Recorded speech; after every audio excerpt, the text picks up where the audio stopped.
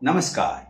आज हम ऐसे विषय पर बात कर रहे हैं जो देखने में तो विदेशी है, लेकिन आपके पोर्टफोलियो पर इसका सीधा असर पड़ सकता है।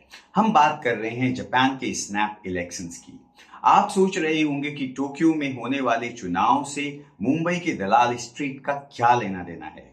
सच तो यह है कि आज की ग्लोबल इकोनॉमी में जापान और भारत के तार एक दूसरे से गहराई से जुड़े हुए हैं, चाहे वह बुलेट ट्रेन हो या सेमीकंडक्टर्स हो या फिर स्टॉक मार्केट की लिक्विडिटी। तो चलिए समझते हैं कि जापान का इलेक्शंस के क्या मायने भारत के लिए हो सकते हैं, या भारतीयों के लिए या भारतीय निवेशकों के लिए इसका क्या कनेक्शंस हो सकता है। तो सबसे पहली बात तो यह है कि जापान की पीएम सानाई ताकाइची ने फरवरी 2026 के लिए अचानक एक चुनाव का की घोषणा कर दी। इलेक्शंस का उन्होंने घोषणा कर दी। इसे ताकाइची ट्रेड मार्केट में इसे ताकाइची ट्रेड कहा जा रहा है। ताकाइची साइनियोमिक्स मतलब ये कि ताकाइची के नाम से जो इकोनॉमिक्स है उसको ऐसा कहा जाता है कि बात की जा रही है, यानी उनका जो पॉलिसी है उसके अनुसार एग्रेसिव मॉनेटरी पॉलिसी और खूब सारे सरकारी खर्च, जिससे कि इकोनॉमी में उछाल आए।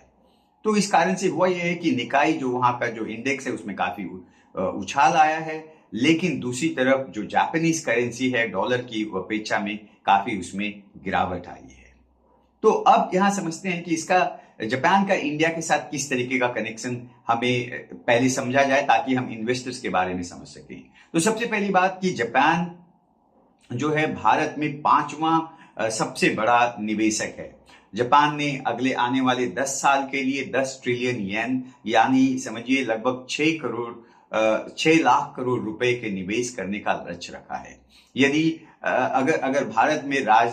जापान में राजनीतिक अस्थिरता आती है तो भारत के प्रोजेक्ट्स जैसे कि Mumbai Ahmedabad bullet train, Dholera semiconductor hub की फंडिंग की रफ्तार पर असर आ सकता है। दूसरा सबसे बड़ा पहलू हमें समझना चाहिए येन का कैरी ट्रेड।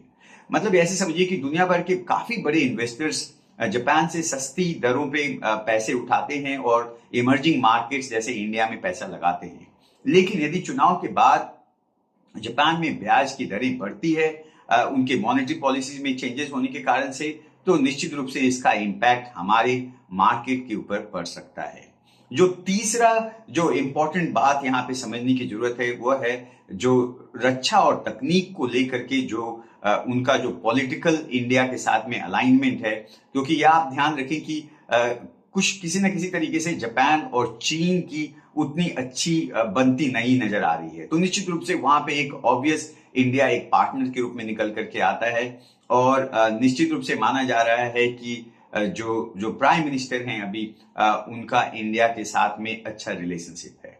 तो ये सारी कनेक्शंस इंडिया और जापान के बीच में हमें समझना होगा। अब समझिए कि रिटेल इन्वेस्टर्स के तौर पे आप किस तरीके की स्ट्रैटेजी बना सकते हैं। तो सबसे पहली बात कि आपको येन और निफ्टी का कोरिलेशन समझना होगा। यदि येन बहुत ज्यादा मजबूत होने लगे तो समझ जाइए भारतीय बाजारों में एफआईआई की बिकवाली आ सकती है। अब इसका कनेक्शन निश्चित रूप से आपको यह समझना होगा कि यदि रेट ऑफ इंटरेस्ट में चेंज होता है तो इस तरीके के इम्पैक्ट आ सकते हैं। अब दूसरी बात है कि जापान की बहुत सारी कंपनियां इंडिया में जैसा कि आप जानते हैं काफी ऑटो कंपनियां हैं जो इंडिया में काम करती है और निश्चित रूप से वहां के इलेक्शंस के कारण से इन ऑटो कंपनियों के शेयर्स में भी वोलेटिलिटी देखी जा सकती है। सबसे इंपॉर्टेंट बात अंत में तो यह समझने की जरूरत है कि यह हमेशा ध्यान रखें कि आप इसमें इमोशनल रिएक्शन से बचें। जब भी इलेक्शंस के रिजल्ट जो भी आते हों निश्चित रूप से लॉन्ग रन में इतनी वोलेटिलिटी नहीं होती है। तो जापान का उगता सूरज अब भारत की इकोनॉमी को भी रोशनी दे रहा है, इसलिए वहां की राजनीति को ट्रैक करना अब हमारी जरूरत बन गई है। आपको क्या लगता है, क्या ताकाइची की जीत भारत के लिए फायदेमंद होगी? हमें कमेंट करें। यदि आपको यह एनालिसिस पसंद आया हो तो हमारे वीडियो को लाइक करें और चैनल को सब्सक्राइब करें। मिलते हैं अगले वीडियो में। Thank you.